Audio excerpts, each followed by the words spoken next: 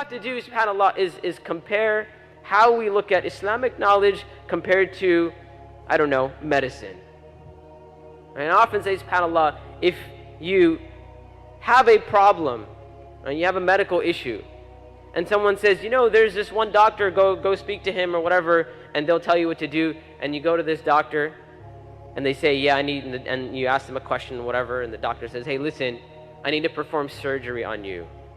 And you're like, okay, cool, can you tell me, like, what your qualifications are? And he goes, yeah, you know, I read a couple books, I watched a couple tutorials on YouTube, right? I've been through them a few times, and like, you know, I've seen how surgery is done. And I've performed a couple I've done a few surgeries before, and I think I'm good to go. Would you be okay with that? This dude just like opening you up and, you know, just like checking out your organs and stuff or whatever? Of course not. We would never be okay with that. We'd like run out of that office, right?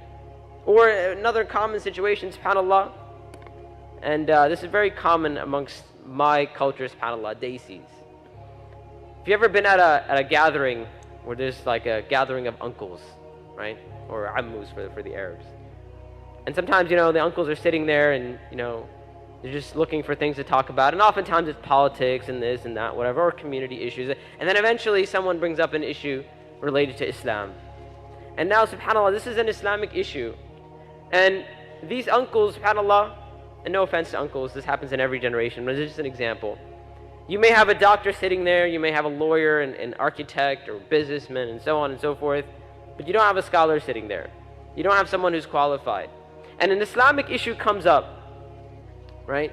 And every single person has an opinion here. Every single person, right?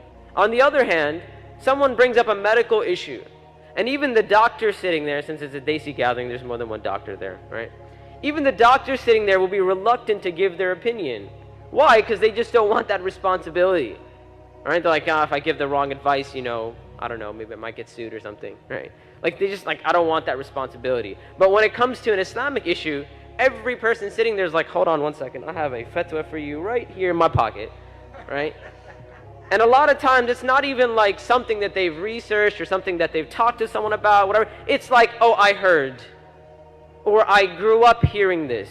And subhanAllah, it is amazing how people speak about Islamic issues with such conviction. When even our scholars, subhanAllah, should be careful. Even the students of knowledge who are qualified in these matters, they should be careful when it comes to speaking about Islamic issues.